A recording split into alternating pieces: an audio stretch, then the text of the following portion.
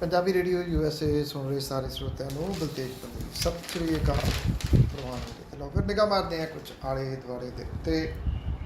ਕੁਛ ਸਮਾਂ ਪਹਿਲਾਂ, ਕੁਝ ਸਾਲ ਪਹਿਲਾਂ ਇੱਕ ਬੜਾ ਚਰਚਿਤ ਹੋਇਆ ਸੀ ਜੇਲ੍ਹ ਸੁਪਰਿੰਟੈਂਡੈਂਟ ਰਾਜਨ ਕਪੂਰ। ਉਸ ਵੇਲੇ ਉਹ ਪਟਿਆਲੇ ਦੀ ਜੇਲ੍ਹ ਦਾ ਸੁਪਰਡੈਂਟ ਸੀ। ਇੰਨੀ ਕੁ ਕਰਪਸ਼ਨ ਇਹਨੇ ਜੇਲ੍ਹ ਦੇ ਵਿੱਚ ਮਚਾਈ ਹੋਈ ਸੀ ਕਿ ਉਹਦਾ ਚਰਚਾ ਵੱਡੇ ਪੱਧਰ ਦੇ ਉੱਤੇ ਚੱਲਦਾ ਸੀ, ਪਰ ਕੋਈ ਡਰਦਾ ਮੂਹਰੇ ਨਹੀਂ ਸੀ ਆਉਂਦਾ। ਉਹਨੇ ਅੰਦਰ ਕੁਛ ਇਸ ਕਿਸਮ ਦੇ ਕੈਦੀਆਂ ਦੇ ਵਿੱਚੋਂ ਗੁੰਡੇ ਪਾਲ ਰੱਖੇ ਸਨ, ਜਿਹੜੇ ਕਿ ਅੰਦਰ ਹਵਾਲਾਤੀਆਂ ਤੇ ਕੈਦੀਆਂ ਨੂੰ ਬੁਰੇ ਤਰੀਕੇ ਦੇ ਨਾਲ ਕੁਟਾਪਾ ਕਰਦੇ ਸਨ। ਕੁਟਾਪਾ ਇਸ ਕਰਕੇ ਕਰਦੇ ਸਨ ਕਿ ਉਹ ਰਾਜਨ ਕਪੂਰ ਦੇ ਪੈਰੀਂ ਪੈਣ ਤੇ ਮਹੀਨੇ ਦੇ ਪੈਸੇ ਦੇਣ। ਇੱਕ ਬਹੁਤ ਵੱਡਾ ਐਕਸਟੋਰਸ਼ਨ ਜਿਹੜਾ ਜੇਲ੍ਹਾਂ ਦੇ ਅੰਦਰ ਚੱਲਦਾ, ਇਹ ਕੋਈ ਨਵਾਂ ਨਹੀਂ ਸੀ, ਪਰ ਰਾਜਨ ਕਪੂਰ ਨੇ ਸਾਰੀਆਂ ਹੱਦਾਂ ਤੋੜ ਦਿੱਤੀਆਂ ਸੀ ਇਸ ਮਾਮਲੇ ਦੇ ਵਿੱਚ। ਇੱਕ ਵਿਅਕਤੀ ਜਿਹਦਾ ਨਾਮ ਗੋਰੂ ਬੱਚਾ ਸੀ, ਉਹਨੇ ਰੱਖਿਆ ਹੋਇਆ ਸੀਗਾ ਇਸ ਕੰਮ ਦੇ ਵਾਸਤੇ, ਜਿਹੜਾ ਕਿ ਕੈਦੀਆਂ ਤੇ ਹਵਾਲਾਤੀਆਂ ਦੀ ਕੁੱਟਮਾਰ ਕਰਦਾ ਸੀ। ਉਹ ਆਪ ਸਾਹਮਣੇ ਨਹੀਂ ਸੀ ਆਉਂਦਾ, ਪਰ ਬਾਅਦ ਦੇ ਵਿੱਚ ਜਦੋਂ ਕੁੱਟ ਨਹੀਂ ਸੀ ਝੱਲੀ ਜਾਂਦੀ, ਫਿਰ ਉਹਨੂੰ ਇਹ ਕਿਹਾ ਜਾਂਦਾ ਸੀਗਾ ਕਿ ਉਹ ਪੈਸੇ ਦੇਵੇ। ਇਹ ਪੈਸੇ ਉੱਕਾ ਪੁੱਕਾ ਵੀ ਹੋ ਸਕਦੇ ਸੀਗੇ ਤੇ ਇਹ ਪੈਸੇ ਮਹੀਨੇ ਦੇ ਰੂਪ ਦੇ ਵਿੱਚ ਵੀ ਹੋ ਸਕਦੇ ਸੀ। ਰਾਜਨ ਕਪੂਰ ਦੇ ਇਹ ਹਰਕਤਾਂ ਇਸ ਪੱਧਰ ਤੱਕ ਵਧੀਆਂ ਹੋਈਆਂ ਸੀ ਕਿ ਉਹ ਪੈਸੇ ਕੁਝ ਖਾਸ ਖਾਤਿਆਂ ਦੇ ਵਿੱਚ ਲੈ ਲੈਂਦਾ ਸੀ, ਫਿਰ ਉੱਥੋਂ ਉਹ ਪੈਸੇ ਕਢਵਾਉਂਦਾ ਸੀ। ਮਹੀਨੇ ਦਾ ਕਿੰਨਾ ਕੁ ਪੈਸਾ ਉਹ ਬਣਾਉਂਦਾ ਸੀ, ਇਹ ਕਿਹਾ ਜਾਂਦਾ ਉਹ 40-50 ਲੱਖ ਰੁਪਈਆ ਮਹੀਨੇ ਦਾ ਉਹ ਜੇਲ੍ਹ ਦੇ ਵਿੱਚੋਂ ਹੀ ਬਣਾਉਂਦਾ ਸੀ। ਫਿਰ ਜਦੋਂ ਇਹ ਹੌਲੀ ਹੌਲੀ ਸ਼ਿਕਾਇਤਾਂ ਸਾਹਮਣੇ ਆਉਣੀਆਂ ਸ਼ੁਰੂ ਹੋਈਆਂ ਤਾਂ ਮਾਮਲਾ ਉਹਦੇ ਉੱਤੇ ਦਰਜ ਹੋ ਗਿਆ, ਸਸਪੈਂਡ ਹੋ ਗਿਆ। ਉਹਦੇ ਨਾਲ ਦੇ ਕੁਝ ਸਾਥੀ ਵੀ ਸਸਪੈਂਡ ਹੋਏ। ਹੁਣ ਇੱਕ ਮਾਮਲਾ ਫਿਰ ਦੁਬਾਰਾ ਉੱਭਰਿਆ ਰਾਜਨ ਕਪੂਰ ਦੇ ਉੱਤੇ। ਰਾਜਨ ਕਪੂਰ ਦੇ ਉੱਤੇ ਇੱਕ ਮਾਮਲਾ ਹੋਰ ਦਰਜ ਹੋਇਆ। ਇਹ 2017 ਤੋਂ ਲੈ ਕੇ 2019 ਦੇ ਦੌਰਾਨ ਜੇਲ੍ਹ ਦੇ ਵਿੱਚ ਮੌਜੂਦ ਇੱਕ ਵਿਅਕਤੀ ਦੇ ਵੱਲੋਂ, ਵਿਸ਼ਾਲ ਸਿੰਘ ਦੇ ਵੱਲੋਂ ਇੱਕ ਸ਼ਿਕਾਇਤ ਦਰਜ ਕਰਵਾਈ ਗਈ ਸੀ। ਇਹ ਸ਼ਿਕਾਇਤ ਥਰੂ ਜੁਡੀਸ਼ਰੀ ਆਈ ਸੀ। ਉਦੋਂ ਦੇ ਡਿਸਟ੍ਰਿਕਟ ਸੈਸ਼ਨ ਜੱਜ ਰਜਿੰਦਰ ਅਗਰਵਾਲ ਹੋਰਾਂ ਨੇ ਇਨਕੁਆਇਰੀ ਇੱਕ ਜਿਹੜੀ ਰਜਿਸਟਰਾਰ ਤੋਂ, ਹਾਈ ਕੋਰਟ ਦੇ ਰਜਿਸਟਰਾਰ ਤੋਂ ਕਰਵਾਈ ਸੀਗੀ। ਇਸ ਇਨਕੁਆਇਰੀ ਦੇ ਵਿੱਚ ਇਹ ਪਾਇਆ ਗਿਆ ਕਿ ਵਿਸ਼ਾਲ ਸਿੰਘ ਦੀ ਸ਼ਿਕਾਇਤ ਠੀਕ ਹੈ, ਭਾਵ ਕਿ ਉਹਦੇ ਬਾਹਰ ਜਿਹੜੇ ਰਿਸ਼ਤੇਦਾਰ ਸੀ ਉਹਨਾਂ ਨੇ ਅਕਾਊਂਟ ਦੇ ਵਿੱਚ ਪੈਸੇ ਜਮ੍ਹਾਂ ਕਰਾਏ। ਰਾਜਨ ਕਪੂਰ ਨੇ ਉਹ ਪੈਸੇ ਅਕਾਊਂਟ ਦੇ ਵਿੱਚੋਂ ਕਢਵਾ ਲਏ। ਪਰ ਹੈਰਾਨਗੀ ਦੀ ਗੱਲ ਤੁਸੀਂ ਇਹ ਦੇਖੋ ਕਿ ਰਾਜਨ ਕਪੂਰ ਦੇ ਜਿਹੜੀਆਂ ਹੱਥ ਨੇ ਉਹ ਕਾਨੂੰਨ ਨਾਲੋਂ ਲੰਬੇ ਸੀ। ਉਹਨੇ ਇਹ ਫਾਈਲ ਦਬਾ ਕੇ ਰੱਖੀ। ਸਰਕਾਰ ਬਦਲੀ, ਹਰਜੋਤ ਸਿੰਘ ਬੈਂਸੂਰੀ ਬਣੇ ਜੇਲ੍ਹ ਮੰਤਰੀ, ਤੇ ਪਿਛਲੇ ਦਿਨੀ ਉਹਨਾਂ ਨੇ ਜਿੰਨੀਆਂ ਇਨਕੁਆਇਰੀਜ਼ ਪੈਂਡਿੰਗ ਪਈਆਂ ਨੇ ਉਹ ਫਾਈਲਾਂ ਮੰਗਵਾ ਲਈਆਂ ਕਿ ਲਿਆਓ, ਦੱਸੋ ਕਿਹੜੀਆਂ ਇਨਕੁਆਇਰੀਜ਼ ਹੋਈਆਂ ਨੇ ਤੇ ਉਹ ਪੈਂਡਿੰਗ ਕਿਉਂ ਪਈਆਂ ਨੇ, ਤੇ ਉਹਨਾਂ ਦੇ ਵਿੱਚ ਫੈਸਲਾ ਕੀ ਕੀਤਾ। ਜਦੋਂ ਇਹ ਫਾਈਲਾਂ ਜਾਣੀਆਂ ਸੀ ਤੇ ਬਿਨਾਂ ਕਿਸੇ ਸ਼ੱਕ ਦੇ ਇਹਦਾ ਸਟੇਟਸ ਪਤਾ ਲੱਗਣਾ ਸੀ। ਹੁਣ ਕੀ ਕੀਤਾ ਡਿਪਾਰਟਮੈਂਟ ਨੇ, ਪੁਲਿਸ ਨੂੰ ਨਾਲ ਦੀ ਨਾਲ ਕਿਹਾ ਕਿ FIR ਦਰਜ ਕਰ ਦਿਓ। ਰਾਜਨ ਕਪੂਰ, ਉਹਦੇ ਸਾਥੀਆਂ ਡਿਪਟੀ ਸੁਪਰੀਡੈਂਡੈਂਟ ਤੇਜਾ ਸਿੰਘ ਜਿਹੜਾ ਕਿ ਰਿਟਾਇਰ ਹੋ ਗਿਆ, ਤੇ ਹੈੱਡ ਵਾਰਡਰ ਸੀਗਾ ਪਰਮਜੀਤ ਸਿੰਘ, ਇਹ ਵੀ ਰਿਟਾਇਰ ਹੋ ਗਿਆ ਹੈ। ਇਹਨਾਂ ਤਿੰਨਾਂ ਦੇ ਉੱਤੇ ਇਹ ਮਾਮਲਾ ਦਰਜ ਹੋ ਗਿਆ। ਇਹਦੇ ਵਿੱਚ ਐਕਟ 384 ਐਕਸਟੋਰਸ਼ਨ, 330 ਜਿਹੜਾ ਜਬਰੀ ਪੈਸੇ ਲੈਣੇ, 120B ਕ੍ਰਿਮੀਨਲ ਕਨਸਪੀਰੇਸੀ ਦੇ ਤਹਿਤ ਇਹ ਮਾਮਲਾ ਦਰਜ ਕੀਤਾ ਗਿਆ। ਜੇ ਇਹ ਫਾਈਲ ਨਾ ਮੰਗਾਈ ਜਾਂਦੀ ਤੇ ਇਹ ਫਾਈਲ ਦੱਬੀ ਰਹਿਣੀ ਸੀ, ਤੇ ਪਤਾ ਨਹੀਂ ਇਸ ਤਰ੍ਹਾਂ ਦੀਆਂ ਕਿੰਨੀਆਂ ਫਾਈਲਾਂ ਜਿਹੜੀਆਂ ਉਹ ਦੱਬੀਆਂ ਹੋਈਆਂ ਪਈਆਂ ਨੇ, ਜਿਹਨਾਂ ਨੂੰ ਪਤਾ ਹੀ ਨਹੀਂ ਕਿ ਕਿਹੜੇ ਤਰੀਕੇ ਦੇ ਨਾਲ ਇਹ ਦਬਾ ਦਿੱਤੀਆਂ ਗਈਆਂ। ਇਹ ਕੈਪਟਨ ਅਮਰਿੰਦਰ ਸਿੰਘ ਹੋਰਾਂ ਦੇ ਰਾਜਕਾਲ ਦੇ ਦੌਰਾਨ ਸਾਰਾ ਕੁਝ ਰਾਜਨ ਕਪੂਰ ਇੱਥੇ ਜਿਹੜਾ ਉਹ ਕਰਦਾ ਸੀਗਾ। ਪਿਛਲੇ ਦਿਨਾਂ ਤੋਂ ਭਾਰਤ ਦੇ ਵਿੱਚ ਜਿਹੜੀ ਥਾਂ ਦੇ ਉੱਤੇ ਹੋ ਰਹੀ ਹਿੰਸਾ ਹੈ, ਦੋ ਫਿਰਕਿਆਂ ਦੇ ਵਿਚਾਲੇ, ਬਲਕਿ ਇੱਕ ਫਿਰਕੇ ਦੇ ਵੱਲੋਂ ਕੀਤੀ ਜਾ ਰਹੀ ਆ, ਉਹ ਚਰਚਾ ਦਾ ਵਿਸ਼ਾ ਬਣੀ ਹੋਈ ਆ। ਤੇ ਜਿੰਨੀ ਚਰਚਾ ਦਾ ਵਿਸ਼ਾ ਇਹ ਹਿੰਸਾ ਬਣੀ ਹੋਈ ਆ, ਉਨੀ ਚਰਚਾ ਦਾ ਵਿਸ਼ਾ ਇਹ ਗੱਲ ਵੀ ਬਣੀ ਹੋਈ ਆ ਕਿ ਇਸ ਮਾਮਲੇ ਦੇ ਉੱਤੇ ਪ੍ਰਧਾਨ ਮੰਤਰੀ, ਗ੍ਰਹਿ ਮੰਤਰੀ ਪੂਰੀ ਚੁੱਪ ਕਿਉਂ ਨੇ, ਉਹ ਆਪਣੀ ਜ਼ੁਬਾਨ ਇਸ ਮਸਲੇ ਦੇ ਉੱਤੇ ਕਿਉਂ ਨਹੀਂ ਖੋਲ੍ਹਦੇ। ਹਨੂੰਮਾਨ ਜਯੰਤੀ ਦੇ ਮੌਕੇ ਦੇ ਉੱਤੇ ਬੀਤੇ ਸ਼ਨਿਚਰਵਾਰ ਨੂੰ ਕੌਮੀ ਰਾਜਧਾਨੀ ਦਿੱਲੀ ਤੋਂ ਇਲਾਵਾ ਆਂਧਰਾ ਪ੍ਰਦੇਸ਼, ਉੱਤਰਾਖੰਡ ਦੇ ਵਿੱਚ ਵੀ ਫਿਰਕੂ ਹਿੰਸਾ ਦੀਆਂ ਘਟਨਾਵਾਂ ਵਾਪਰੀਆਂ ਨੇ। ਕਰਨਾਟਕ ਦੇ ਹੁਬਲੀ ਦੇ ਵਿੱਚ ਸੋਸ਼ਲ ਮੀਡੀਆ ਦੇ ਉੱਤੇ ਪੋਸਟ ਨੂੰ ਲੈ ਕੇ ਇੱਕ ਹਸਪਤਾਲ ਤੇ ਮੰਦਿਰ ਤੇ ਭੀੜ ਨੇ ਹਮਲਾ ਕਰਤਾ, ਜਿਹਦੇ ਵਿੱਚ 12 ਪੁਲਿਸ ਵਾਲੇ ਜ਼ਖਮੀ ਹੋਏ ਨੇ।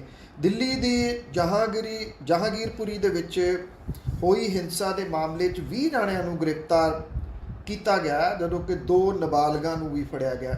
ਕਾਬੂ ਕੀਤੇ ਗਏ ਵਿਅਕਤੀਆਂ ਦੇ ਵਿੱਚ 21 ਸਾਲਾਂ ਦਾ ਮੁਹੰਮਦ ਅਸਲਮ ਵੀ ਸ਼ਾਮਲ ਹੈ, ਜਿਨੇ ਕਥਿਤ ਤੌਰ ਦੇ ਉੱਤੇ ਗੋਲੀ ਚਲਾਈ ਸੀ, ਜਿਹੜੀ ਕਿ ਪੁਲਿਸ ਦੇ ਸਬ ਇੰਸਪੈਕਟਰ ਨੂੰ ਲੱਗੀ। ਦਿੱਲੀ ਪੁਲਿਸ ਨੇ ਜਹਾਂਗੀਰਪੁਰੀ ਹਿੰਸਾ ਮਾਮਲੇ ਨੂੰ ਕ੍ਰਾਈਮ ਬ੍ਰਾਂਚ ਨੂੰ ਟ੍ਰਾਂਸਫਰ ਕਰ ਦਿੱਤਾ ਹੈ ਔਰ ਦੋਵੇਂ ਧਿਰਾਂ ਹੁਣ ਤੋਂ ਇਸ ਮਾਮਲੇ ਦੀ ਸਾਂਝੇ ਤੌਰ ਦੇ ਉੱਤੇ ਜਾਂਚ ਕਰਨੀ ਹੈ। ਪੁਲਿਸ ਇਸ ਮਾਮਲੇ ਦੇ ਉੱਤੇ ਵਿਸਥਾਰਤ ਰਿਪੋਰਟ ਵੀ ਤਿਆਰ ਕਰ ਰਹੀ ਹੈ, ਜਿਹੜੀ ਕਿ ਗ੍ਰਹਿ ਮੰਤਰਾਲੇ ਨੂੰ ਭੇਜੀ ਜਾਊਗੀ। ਉਧਰ ਜਹਾਂਗੀਰਪੁਰੀ ਹਿੰਸਾ ਦਾ ਸਬੰਧ ਕਰੋਲੀ ਰਾਜਸਥਾਨ ਤੇ ਖਰਗੋਨ ਮੱਧ ਪ੍ਰਦੇਸ਼ ਦੇ ਵਿੱਚ ਰਾਮਨੌਮੀ ਦੇ ਮੌਕੇ ਹੋਈ ਹਿੰਸਾ ਦੇ ਨਾਲ ਸਬੰਧ ਹੋਣ ਦਾ ਸ਼ੱਕ ਪ੍ਰਗਟਾਇਆ ਜਾ ਰਿਹਾ ਹੈ। ਕੇਂਦਰੀ ਏਜੰਸੀਆਂ ਨੇ ਇਹਦੇ ਬਾਰੇ ਦੇ ਵਿੱਚ ਜਾਂਚ ਸ਼ੁਰੂ ਕੀਤੀ ਹੈ। ਸੂਤਰਾਂ ਦੇ ਮੁਤਾਬਕ ਜਾਂਚ ਏਜੰਸੀਆਂ ਦੇ ਵੱਲੋਂ ਹਰ ਪੱਖ ਦੇ ਨਾਲ ਪੜਤਾਲ ਕੀਤੀ ਜਾ ਰਹੀ ਹੈ, ਵੀ ਪਤਾ ਲਾਉਣ ਦੀ ਕੋਸ਼ਿਸ਼ ਕਰ ਰਹੀ ਹੈ ਕਿ ਜਹਾਂਗੀਰਪੁਰੀ 'ਚ ਹੋਈ ਹਿੰਸਾ ਪਿੱਛੇ ਲੋਕਲ ਕਾਰਨ ਨੇ ਜਾਂ ਫਿਰ ਇਹ ਸੋਚੀ ਸਮਝੀ ਹਿੰਸਾ ਦੀ ਸਾਜ਼ਿਸ਼ ਹੈ। ਵਿਰੋਧੀ ਧਿਰਾਂ ਲਗਾਤਾਰ ਸਵਾਲ ਉਠਾ ਰਹੀਆਂ ਨੇ ਸਰਕਾਰ ਦੇ ਉੱਤੇ, ਪ੍ਰਧਾਨ ਮੰਤਰੀ ਹੋਰਾਂ ਦੀ ਚੁੱਪ ਦੇ ਉੱਤੇ। ਸ਼ਿਵ ਸੈਨਾ ਦੇ ਸੰਸਦ ਮੈਂਬਰ ਸੰਜੇ ਰਾਉਤ ਹੋਰਾਂ ਨੇ ਇਹ ਗੱਲ ਕਹੀ ਆ ਕਿ ਭਗਵਾਨ ਰਾਮ ਦੇ ਨਾਮ ਦੇ ਉੱਤੇ ਫਿਰਕਾ ਪ੍ਰਸਤੀ ਨੂੰ ਭੜਕਾਉਣਾ, ਭਗਵਾਨ ਰਾਮ ਦੇ ਆਦਰਸ਼ਾਂ ਦੀ ਬੇਇੱਜ਼ਤੀ ਕਰਨਾ ਤੇ ਭਗਵਾਨ ਰਾਮ ਵੀ ਮੱਧ ਪ੍ਰਦੇਸ਼ ਦੇ ਖਰਗੋਨ ਦੀ ਪੂਰੀ ਘਟਨਾ ਨੂੰ ਲੈ ਕੇ ਬੇਚੈਨ ਹੋਣਗੇ। ਰਾਮਨੌਮੀ ਵਾਲੇ ਦਿਨ ਖਰਗੋਨ ਦੇ ਵਿੱਚ ਫਿਰਕੂ ਝੜਪਾਂ ਹੋਈਆਂ ਸੀ, ਜਿਹਦੇ ਕਰਕੇ ਕਰਫਿਊ ਲਾਉਣਾ ਪਿਆ ਸੀ। ਸੰਜੇ ਰਾਉਤ ਹੋਰਾਂ ਨੇ ਭਾਰਤੀ ਜਨਤਾ ਪਾਰਟੀ ਤੇ ਚੋਣ ਜਿੱਤਣ ਲਈ ਧਾਰਮਿਕ ਮਤਭੇਦ ਦੇ ਬੀਜ ਬੀਜਣ ਦੀ ਰਣਨੀਤੀ ਦਾ ਦੋਸ਼ ਲਾਇਆ। ਕੱਲ੍ਹ ਪੰਜਾਬ ਦੇ ਮੁੱਖ ਮੰਤਰੀ ਭਗਵੰਤ ਮਾਨ ਹੋਰਾਂ ਨੇ ਜਿਹੜੇ ਵੱਖ-ਵੱਖ ਕਿਸਾਨ ਜਥੇਬੰਦੀਆਂ ਨੇ ਉਹਨਾਂ ਦੇ ਆਗੂਆਂ ਦੇ ਨਾਲ ਮੁਲਾਕਾਤ ਕੀਤੀ। 2 ਪੜਾਵਾਂ ਦੇ ਵਿੱਚ ਇਹ ਮੁਲਾਕਾਤ ਹੋਈ। ਇੱਕ ਤਾਂ ਇਹਦੇ ਵਿੱਚ ਜੋਗਿੰਦਰ ਸਿੰਘ ਉਗਰਾਹਾਂ ਹੋਰਾਂ ਦੇ ਨਾਲ ਵੱਖਰੀ ਮੁਲਾਕਾਤ ਕੀਤੀ ਗਈ, ਜਿਹੜੀ ਕਿ ਮੁੱਖ ਮੰਤਰੀ ਨਿਵਾਸ ਦੇ ਉੱਤੇ ਹੋਈ, ਤੇ ਬਾਅਦ ਦੇ ਵਿੱਚ ਪੰਜਾਬ ਭਵਨ ਦੇ ਵਿੱਚ ਪੰਜਾਬ ਦੀਆਂ ਬਾਕੀ ਕਿਸਾਨ ਜਥੇਬੰਦੀਆਂ ਦੇ ਆਗੂਆਂ ਦੇ ਨਾਲ ਮੁਲਾਕਾਤ ਕੀਤੀ ਗਈ। ਐਕਚੁਅਲੀ ਇਹ ਮੁਲਾਕਾਤ ਕਿਸੇ ਤਰੀਕੇ ਦੇ ਨਾਲ ਝੋਨੇ ਹੇਠੋਂ ਜ਼ਮੀਨ ਕਿਵੇਂ ਕੱਢੀ ਜਾਵੇ ਤੇ ਜ਼ੋਨ ਵੰਡ ਦੇ ਨਾਲ ਬਿਜਲੀ ਸਪਲਾਈ ਜਿਹੜੀ ਉਹ ਕੀਤੀ ਜਾਵੇ, ਇਹਦੇ ਸੰਬੰਧੀ ਜਿਹੜੀਆਂ ਕਿਸਾਨ ਆਗੂ ਨੇ ਉਹਨਾਂ ਤੋਂ ਰਾਏ ਲਈ ਗਈ। ਇਹ ਵੀ ਕਿਹਾ ਗਿਆ ਕਿ ਜਿਹੜਾ ਝੋਨਾ, ਇੱਕ ਤਾਂ ਜਿਹੜੀ ਪੂਸਾ ਆਉਂਦੀ ਆ ਜਾਂ ਝੋਨਾ ਜਿਹੜਾ ਆਉਂਦਾ, ਉਹ ਬੰਦ ਕੀਤਾ ਜਾ ਸਕਦਾ ਕੰਪਲੀਟਲੀ, ਕਿਉਂਕਿ ਪੂਸਾ ਝੋਨਾ ਲੰਬੇ ਸਮੇਂ ਲਈ ਪਾਲਣਾ ਪੈਂਦਾ, ਪਾਣੀ ਜ਼ਿਆਦਾ ਖਾਂਦਾ, ਉਹਦਾ ਪਰਾਲ ਬਹੁਤ ਹੁੰਦਾ, ਭਾਵ ਕਿ ਉਹ ਲੰਬਾ ਹੋ ਜਾਂਦਾ, ਇਸ ਕਰਕੇ ਉਹਦੀ ਪਰਾਲੀ ਬੜੀ ਹੁੰਦੀ ਹੈ, ਜਿਹੜੀ ਕਿ ਬਾਅਦ ਦੇ ਵਿੱਚ ਮੁਸ਼ਕਲ ਪੈਦਾ ਕਰਦੀ ਹੈ। ਇਹਦੇ ਵਿੱਚ ਸੁਝਾਅ ਜਿਹੜਾ ਸਰਕਾਰ ਦੇ ਵੱਲੋਂ ਇਹ ਦਿੱਤਾ ਗਿਆ, ਜਿਹੜਾ ਕਿ ਕਿਸਾਨ ਜਥੇਬੰਦੀਆਂ ਅਜੇ ਇਹਦੇ ਉੱਤੇ ਸੋਚ ਕੇ ਸਹੀ ਪਾਉਣਗੀਆਂ ਤੇ ਸਰਕਾਰ ਨੂੰ ਦੱਸਣਗੀਆਂ। ਸਰਕਾਰ ਨੇ ਇਹ ਗੱਲ ਆਖੀ ਕਿ ਕਣਕ ਵੱਢ ਕੇ ਜੇ 60 ਮੂੰਗੀ ਬੀਜ ਦਿੱਤੀ ਜਾਵੇ ਤੇ ਉਹ ਮੂੰਗੀ ਸਰਕਾਰ ਖਰੀਦਣ ਦੇ ਵਾਸਤੇ ਤਿਆਰ ਹੈ। ਇਹਦੇ ਨਾਲ ਹੋਊਗਾ ਇਹ, ਇੱਕ ਤਾਂ ਕਿਸਾਨਾਂ ਨੂੰ ਇੱਕ ਐਕਸਟਰਾ ਫਸਲ ਮਿਲ ਜੂਗੀ, ਪਰ ਦੂਜਾ ਇਹਦਾ ਫਾਇਦਾ ਇਹ ਹੋਊਗਾ ਕਿ ਝੋਨਾ ਜਿਹੜਾ ਉਹ ਜੁਲਾਈ ਦੇ ਪਹਿਲੇ ਹਫ਼ਤੇ ਵਿੱਚ ਚਲੇ ਜਾਊਗਾ। ਜੁਲਾਈ ਦੇ ਵਿੱਚ ਮੌਨਸੂਨ ਆ ਜਾਂਦੀ ਹੈ। ਮੌਨਸੂਨ ਦੇ ਨਾਲ ਪਾਣੀ ਦੀ ਜਿਹੜੀ ਖਪਤ ਹੈ, ਧਰਤੀ ਹੇਠਲੇ ਪਾਣੀ ਦੀ ਖਪਤ ਘਟੂਗੀ, ਤੇ ਦੂਜਾ ਜੁਲਾਈ ਦੇ ਵਿੱਚ ਜਿਹੜੀਆਂ ਝੋਨੇ ਦੀ ਜਿਹੜੀ ਪਨੀਰੀ ਲੱਗਦੀ ਆ, ਉਹ ਪੂਸਾ ਤੋਂ ਇਲਾਵਾ ਜਿਹੜੀਆਂ ਦੂਸਰੀਆਂ ਰਿਕਮੈਂਡਡ ਨੇ ਅੱਜ ਕੱਲ੍ਹ, ਉਹ ਪਨੀਰੀ ਹੋ ਸਕਦੀ ਹੈ। ਇਹ ਵੀ ਕਿਹਾ ਗਿਆ ਕਿ ਨਾਬਾਰਡ ਦੇ ਵੱਲੋਂ ਇਹ ਫਾਰਮੂਲਾ ਪਿਛਲੇ ਦਿਨੀ ਇਹ ਦਿੱਤਾ ਗਿਆ ਕਿ ਜੇ 2 ਮਹੀਨੇ ਜ਼ਮੀਨ ਖਾਲੀ ਰੱਖੀ ਜਾਵੇ ਤੇ ਨਾਬਾਰਡ ਪਰ ਕਿੱਲੇ ਦੇ ਹਿਸਾਬ ਦੇ ਨਾਲ ਕੁਝ ਪੈਸਾ ਦੇਣ ਦੇ ਵਾਸਤੇ ਤਿਆਰ ਹੈ, ਜਿਹੜਾ ਕਿ 10,000 ਰੁਪਈਆ ਕਿੱਲੇ ਦਾ ਹੋ ਸਕਦਾ। ਮੁੱਖ ਮੰਤਰੀ ਹੋਰਾਂ ਨੇ ਇਹ ਸੁਝਾਅ ਵੀ ਦਿੱਤਾ ਕਿ ਉਹ ਨਾਬਾਰਡ ਦੇ ਨਾਲ ਗੱਲ ਕਰਨ ਲਈ ਤਿਆਰ ਨੇ, ਜੇ ਕਿਸਾਨ ਇਸ ਗੱਲ ਨੂੰ ਮੰਨਣ ਕਿ ਜੇ 6 ਮਹੀਨੇ ਲਈ ਜ਼ਮੀਨ ਖਾਲੀ ਛੱਡ ਦਿੱਤੀ ਜਾਵੇ ਤਾਂ ਕਿੰਨੇ ਪੈਸੇ ਦੇ ਨਾਲ ਕਿਸਾਨਾਂ ਦਾ ਸਰਦਾ। ਜੇ ਨਾਬਾਰਡ 6 ਮਹੀਨੇ ਦੀ ਜ਼ਮੀਨ ਦੇ ਵਾਸਤੇ ਮੰਨ ਲਓ ਜੇ ਉਹ 2 ਮਹੀਨੇ ਦਾ 10,000 ਦਿੰਦੀ ਹੈ ਤੇ 6 ਮਹੀਨੇ ਦਾ ਜੇ ਉਹ 30,000 ਦਿੰਦੀ ਹੈ ਰੁਪਈਆ, ਤਾਂ 6 ਮਹੀਨੇ ਲਈ ਇਹ ਜ਼ਮੀਨ ਖਾਲੀ ਛੱਡੀ ਜਾ ਸਕਦੀ। ਇਹਦੇ ਨਾਲ ਚਰਾਂਦਾਂ ਹੋ ਸਕਦੀਆਂ ਨੇ, ਜ਼ਮੀਨ ਦਾ ਜਿਹਦਾ ਜ਼ੋਰ ਲੱਗ ਚੁੱਕਿਆ ਹੋਇਆ, ਉਹ ਜ਼ਮੀਨ ਦੁਬਾਰਾ ਤੋਂ ਉਪਜਾਊ ਹੋਣ ਵਾਲੇ ਪਾਸੇ ਨੂੰ ਵੱਧ ਸਕਦੀ ਹੈ। ਝੋਨੇ ਤੋਂ ਖਹਿੜਾ ਛੁੱਟ ਸਕਦਾ। ਝੋਨੇ ਦੀ ਵਜ੍ਹਾ ਕਰਕੇ ਧਰਤੀ ਹੇਠਲਾ ਪਾਣੀ ਲਗਾਤਾਰ ਉਹਦਾ ਪੱਧਰ ਘਟ ਰਿਹਾ।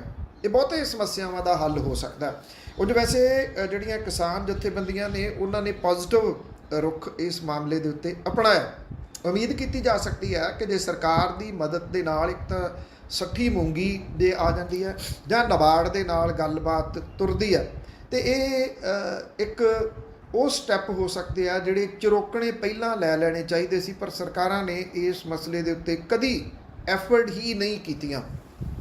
ਜੇ ਮੰਨ ਲਓ ਝੋਨੇ ਦੇ ਹੇਠੋਂ ਜ਼ਮੀਨ ਨਿਕਲਦੀ ਆ ਤੇ ਜਿਹੜੀ ਬਿਜਲੀ ਆ ਉਹਦੀ ਕਿੰਨੀ ਖਪਤ ਘਟ ਸਕਦੀ ਆ, ਔਰ ਜਿਹੜੀ ਸਬਸਿਡੀ ਦਿੱਤੀ ਜਾਂਦੀ ਹੈ ਬਿਜਲੀ ਦੇ ਉੱਤੇ ਉਹ ਸਬਸਿਡੀ ਵੀ ਘਟ ਜੂਗੀ। ਉੱਧਰੋਂ ਸਰਕਾਰ ਨੂੰ ਫਾਇਦਾ ਹੋਊਗਾ, ਜ਼ਮੀਨਾਂ ਜਿਹੜੀਆਂ ਉਹ ਦੁਬਾਰਾ ਤੋਂ ਉਪਜਾਊ ਹੋਣਗੀਆਂ, ਕਿਸਾਨ ਡਾਈਵਰਸਿਫਿਕੇਸ਼ਨ ਵੱਲ ਨੂੰ ਵਧਣਗੇ, ਫਸਲਾਂ ਜਿਹੜੀਆਂ ਨੇ ਉਹਨਾਂ ਦਾ ਵੱਖਰਾਪਨ ਜਿਹੜਾ ਉਹ ਆਊਗਾ। ਦਾਲਾਂ ਦੀ ਕਿੱਡੀ ਵੱਡੀ ਖਪਤ ਹੈ ਇਸ ਵੇਲੇ ਸੋਚ ਵੀ ਨਹੀਂ ਸਕਦਾ ਕੋਈ। ਜੇ ਦਾਲ ਵਾਲੇ ਪਾਸੇ ਨੂੰ ਕਿਸਾਨ ਹੌਲੀ ਹੌਲੀ ਤੁਰਦੇ ਆ ਸਰਕਾਰ ਦੀ ਮਦਦ ਦੇ ਨਾਲ, ਤੇ ਇਹ ਇੱਕ ਬਿਲਕੁਲ ਨਵੇਕਲੀ ਪਹਿਲ ਹੋਊਗੀ ਜੇ ਸਰਕਾਰ MSP ਦੇ ਦਿੰਦੀ ਆ ਮੂੰਗੀ ਦੇ ਉੱਤੇ, ਔਰ ਇਹ ਮੂੰਗੀ ਬਾਕੀ ਸੂਬਿਆਂ ਦੇ ਵਿੱਚ ਵੇਚੀ ਜਾ। ਇਹਦੇ ਵਿੱਚ ਇੰਪੋਸੀਬਲ ਕੁਛ ਨਹੀਂ ਗਾ। ਪੋਸੀਬਲ ਇਹ ਤਾਂ ਹੋ ਸਕਦਾ ਹੈ ਜੇ ਇਹਦੇ ਵਾਸਤੇ ਇੱਕ ਵਿਲ ਪਾਵਰ ਹੋਵੇ। ਸਰਕਾਰ ਜੇ ਕਿਸਾਨਾਂ ਨੂੰ ਮਦਦ ਕਰਦੀ ਆ ਇਸ ਮਾਮਲੇ ਦੇ ਉੱਤੇ ਝੋਨੇ ਹੇਠੋਂ ਕੱਢਣ ਦੀ, ਤੇ ਕਿਸਾਨ ਵੀ ਤਿਆਰ ਨੇ। ਇਹ ਸਭ ਨੂੰ ਪਤਾ ਕਿ ਕਿਸਾਨ ਤਿਆਰ ਨੇ, ਜਦੋਂ ਕਿ ਸੈਂਟਰ ਦੀ ਸਰਕਾਰ ਵੀ ਇਹ ਚਾਹੁੰਦੀ ਆ ਕਿ ਕਿਉਂਕਿ ਉਹਦੇ ਵਾਸਤੇ ਇਹ MSP ਦੇ ਉੱਤੇ ਝੋਨਾ ਜਿਹੜਾ ਉਹ ਖਰੀਦਣਾ ਉਹ ਬੜੀ ਵੱਡੀ ਇੱਕ ਸਮੱਸਿਆ ਹੈ।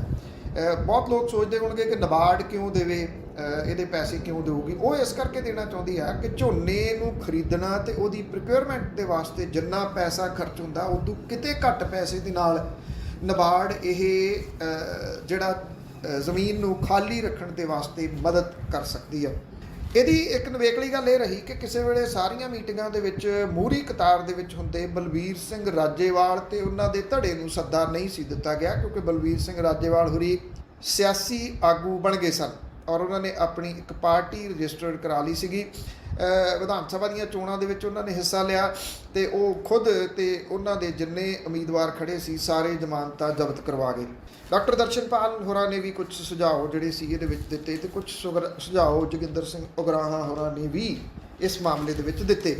ਗੱਲ ਕਿਸਾਨਾਂ ਦੀ ਚੱਲੀ ਆ ਤੇ ਆਸ਼ੀਸ਼ ਮਿਸ਼ਰਾ ਦੀ ਗੱਲ ਵੀ ਕਰ ਲਈਏ। ਲਖੀਮਪੁਰ ਹਿੰਸਾ ਵਾਲੇ ਲਖੀਮਪੁਰ ਖੀਰੀ ਦੇ ਵਿੱਚ 4 ਕਿਸਾਨਾਂ ਨੂੰ ਦਰੜਨ ਸਣੇ 8 ਵਿਅਕਤੀਆਂ ਦੀ ਮੌਤ ਦੇ ਮਾਮਲੇ ਦੇ ਉੱਤੇ ਕੇਂਦਰੀ ਗ੍ਰਹਿ ਰਾਜ ਮੰਤਰੀ ਅਜੇ ਮਿਸ਼ਰਾ ਦੇ ਪੁੱਤ ਆਸ਼ੀਸ਼ ਮਿਸ਼ਰਾ ਨੂੰ ਮਿਲੀ ਜ਼ਮਾਨਤ ਰੱਦ ਕਰਵਾਉਣ ਵਾਲੀ ਪਟੀਸ਼ਨ ਦੇ ਉੱਤੇ ਸੁਪਰੀਮ ਕੋਰਟ ਦੇ ਵਿੱਚ ਅੱਜ ਫੈਸਲਾ ਸੁਣਾਇਆ ਜਾਊਗਾ।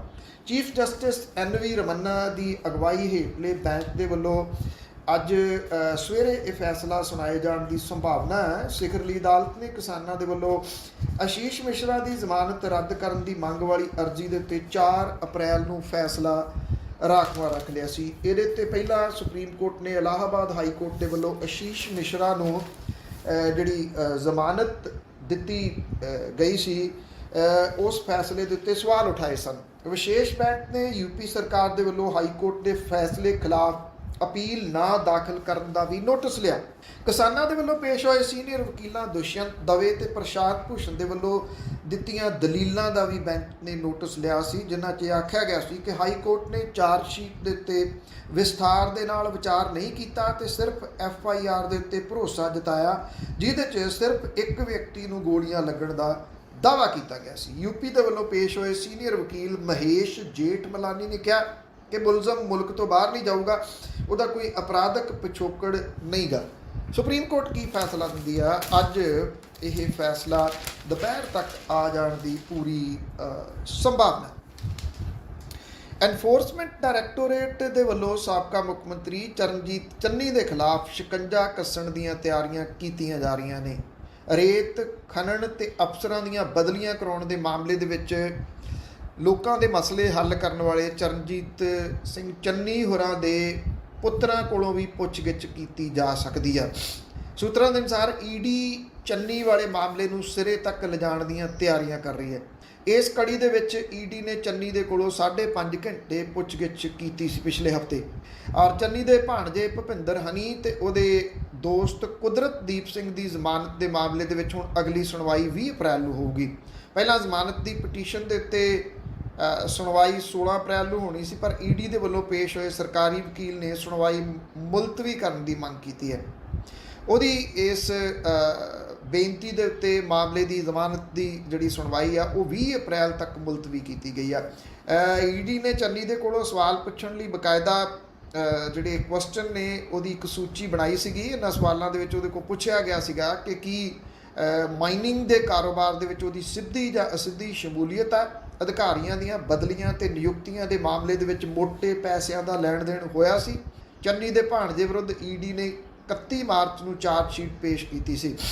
ਕਾਨੂੰਨੀ ਮਾਹਰ ਇਹ ਗੱਲ ਕਹਿੰਦੇ ਆ ਕਿ ਰੇਤ ਖਨਨ ਤੇ ਮਨੀ ਲਾਂਡਰਿੰਗ ਦੇ ਮਾਮਲੇ ਦੇ ਵਿੱਚ ਜਿਸ ਤਰ੍ਹਾਂ ਈਡੀ ਦਾ ਰੁਖ ਸਖਤ ਹੋ ਰਿਹਾ, ਉਹਦੇ ਤੋਂ ਇਹ ਲੱਗ ਰਿਹਾ ਕਿ ਆਉਣ ਵਾਲੇ ਦਿਨਾਂ ਦੇ ਵਿੱਚ ਸਾਬਕਾ ਮੁੱਖ ਮੰਤਰੀ ਚਰਨਜੀਤ ਚੰਨੀ ਦੀਆਂ ਮੁਸ਼ਕਲਾਂ ਵੱਧ ਸਕਦੀਆਂ ਨੇ ਔਰ ਇਸ ਮਾਮਲੇ ਦੇ ਵਿੱਚ ਚਰਨਜੀਤ ਚੰਨੀ ਦੇ ਮੁੰਡਿਆਂ ਤੋਂ ਵੀ ਪੁੱਛਗਿੱਛ ਕੀਤੀ ਜਾਊਗੀ। ਇਹਦੀ ਪੂਰੀ ਸੰਭਾਵਨਾ ਦੱਸੀ ਜਾ ਰਹੀ ਹੈ।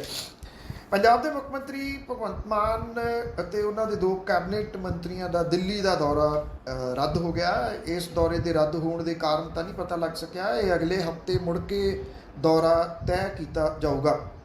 ਪੰਜਾਬ ਦੇ ਮੁੱਖ ਮੰਤਰੀ ਹੋਰਾਂ ਨੇ ਦਿੱਲੀ ਦੇ ਸਕੂਲਾਂ ਤੇ ਮੁਹੱਲਾ ਕਲੀਨਿਕ ਦਾ ਦੌਰਾ ਕਰਨ ਜਾਣਾ ਸੀ ਕਿਉਂਕਿ ਆਮ ਆਦਮੀ ਪਾਰਟੀ ਪੰਜਾਬ ਦੇ ਵਿੱਚ ਸੱਤਾ ਦੇ ਉੱਤੇ ਜਿਹੜੀ ਕਾਬਜ਼ ਹੋਈ ਹੈ ਉਹ 2 ਇਸ਼ੂਜ਼ ਮੇਨ ਤੌਰ ਦੇ ਉੱਤੇ ਉਭਾਰ ਕੇ ਕਾਬਜ਼ ਹੋਈ ਹੈ। ਇੱਕ ਤਾਂ ਇੱਥੋਂ ਦਾ ਐਜੂਕੇਸ਼ਨ ਸਿਸਟਮ ਦਰੁਸਤ ਕਰਨਾ ਅਤੇ ਦੂਸਰਾ ਇੱਥੋਂ ਦਾ ਹੈਲਥ ਸਿਸਟਮ ਦਰੁਸਤ ਕਰਨਾ। ਇਹ ਦੋਨਾਂ ਚੀਜ਼ਾਂ ਦੇ ਵਾਸਤੇ ਦਿੱਲੀ ਦੀ ਆਮ ਆਦਮੀ ਪਾਰਟੀ ਦੀ ਸਰਕਾਰ ਨੇ ਵਿਸ਼ਵ ਪੱਧਰ ਦੇ ਉੱਤੇ ਪਹਿਚਾਣ ਬਣਾਈ ਹੈ। ਜਦੋਂ ਅਮਰੀਕਨ ਪ੍ਰੈਜ਼ੀਡੈਂਟ ਸਾਬਕਾ ਜਿਹੜੇ ਹੁਣ ਹੋ ਗਏ ਇੱਥੇ ਆਏ ਸਨ ਤਾਂ ਉਹਨਾਂ ਦੀ ਪਤਨੀ ਵੀ ਦਿੱਲੀ ਦੇ ਸਕੂਲ ਵੇਖਣ ਦੇ ਵਾਸਤੇ ਗਈ ਸੀ ਉਸ ਵੇਲੇ। ਔਰ ਮੁਹੱਲਾ ਕਲੀਨਿਕ ਦਾ ਜਿਹੜਾ ਚਰਚਾ ਹੈ ਉਹ ਵਿਸ਼ਵ ਪੱਧਰ ਦੇ ਉੱਤੇ ਛਿੜਦਾ ਰਹਿੰਦਾ ਹੈ। ਅਮਰੀਕਨ ਅਖਬਾਰਾਂ ਦੇ ਵਿੱਚ ਵੀ ਇੱਕ ਵਾਰੀ ਵੱਡਾ ਆਰਟੀਕਲ ਲੱਗਿਆ ਸੀ ਕਿ ਅਜਿਹਾ ਕੁਝ ਅਮਰੀਕਾ ਵਰਗੇ ਮੁਲਕ ਦੇ ਵਿੱਚ ਕਿਉਂ ਨਹੀਂ ਕੀਤਾ ਜਾ ਸਕਿਆ ਜਿਹੜਾ ਮੁਹੱਲਾ ਕਲੀਨਿਕ ਨੇ, ਜਿਹਦੇ ਨਾਲ ਹਸਪਤਾਲਾਂ ਦੇ ਵਿੱਚ ਮਰੀਜ਼ਾਂ ਦੀਆਂ ਲੱਗਣ ਵਾਲੀਆਂ ਲਾਈਨਾਂ ਨੂੰ ਠੱਲ ਪਾਈ ਜਾ ਸਕਦੀ ਹੈ। ਔਰ ਇਸ ਵੇਲੇ ਮਹਿੰਗਾਈ ਜਿਹੜੀ ਸਿਰ ਚੜ੍ਹ ਕੇ ਬੋਲ ਰਹੀ ਆ, ਲੋਕਾਂ ਦੇ ਮੰਦੇ ਹਾਲ ਹੋਏ ਪਏ ਨੇ। ਬਠਿੰਡੇ ਦੇ ਵਿੱਚ ਇੱਕ ਸਾਬਕਾ ਕੌਂਸਲਰ ਨੇ, ਉਹ ਅਕਸਰ ਨਵੇਕਲੇ ਢੰਗ ਦੇ ਨਾਲ ਮਹਿੰਗਾਈ ਦੇ ਉੱਤੇ ਸਟਾਇਰ ਕਰਦੇ ਰਹਿੰਦੇ ਨੇ, ਵਿਜੇ ਕੁਮਾਰ ਨੇ।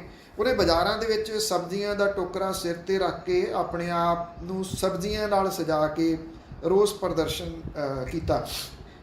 ਉਹਨੇ ਇਹ ਕਿਹਾ ਕਿ ਲੋਕ ਹੁਣ ਫਲਾਂ ਦੀ ਥਾਂ ਦੇ ਉੱਤੇ ਹਰੀਆਂ ਸਬਜ਼ੀਆਂ ਦੇ ਟੋਕਰੇ ਆਪਣੇ ਰਿਸ਼ਤੇਦਾਰਾਂ ਨੂੰ ਤੋਹਫੇ ਦੇ ਵਜੋਂ ਭੇਜਣੇ ਸ਼ੁਰੂ ਕਰਨਗੇ। ਉਹਨਾਂ ਨੇ ਭਾਅ ਦੱਸ ਕੇ ਸਬਜ਼ੀਆਂ ਵੇਚਣ ਦਾ ਹੋਕਾ ਦਿੱਤਾ। ਉਹਨਾਂ ਦਾ ਢੰਗ ਨਵੇਕਲਾ ਸੀ। ਇਹ ਗੱਲ ਕਹੀ ਕਿ 25 ਰੁਪਏ ਦਾ ਇੱਕ ਨਿੰਬੂ ਲੈ ਲਓ, 250 ਰੁਪਏ ਕਿਲੋ ਹਰੀਆਂ ਮਿਰਚਾਂ ਲੈ ਲਓ, 100 ਰੁਪਏ ਕਿਲੋ ਕਰੇਲਾ, 100 ਰੁਪਏ ਕਿਲੋ ਤੋਰੀ, 100 ਰੁਪਏ ਕਿਲੋ ਭਿੰਡੀ। ਜਦੋਂ ਉਹਨੇ ਇਹ ਆਖਿਆ ਕਿ ਜ਼ਹਿਰੀਲਾ ਦੁੱਧ ਜਦੋਂ 70 ਰੁਪਏ ਕਿਲੋ ਹੋਵੇ, ਸਰੋਂ ਦਾ ਤੇਲ 250 ਰੁਪਏ ਲੀਟਰ ਹੋਵੇ ਤਾਂ ਹਰੀਆਂ ਸਬਜ਼ੀਆਂ ਵੀ ਪਿੱਛੇ ਕਿਉਂ ਰਹਿਣ। ਉਹਦਾ ਢੰਗ ਨਵੇਕਲਾ ਸੀ। ਉਹਨੇ ਬੇਲਗਾਮ ਮਹਿੰਗਾਈ ਦੇ ਵਾਸਤੇ ਸਰਕਾਰਾਂ ਦੇ ਨਾਲ ਲੋਕਾਂ ਨੂੰ ਵੀ ਜ਼ਿੰਮੇਵਾਰ ਠਹਿਰਾਇਆ ਕਿ ਜਦੋਂ ਸਰਕਾਰਾਂ ਫਰਜ਼ ਭੁੱਲ ਜਾਂਦੀਆਂ ਨੇ ਤੇ ਲੋਕ ਯਾਦ ਕਰਵਾਉਣ ਲਈ ਮੂਹਰੇ ਆਉਂਦੇ ਨੇ। ਜਦੋਂ ਲੋਕ ਸੁੱਤੇ ਹੋਣ ਤੇ ਸੱਸੀਆਂ ਦੇ ਭੰਬੋਰ ਵੀ ਉੱਜੜ ਜਾਂਦੇ ਨੇ। ਉਹਨਾਂ ਦਾ ਢੰਗ ਬਿਲਕੁਲ ਵੱਖਰਾ ਸੀ।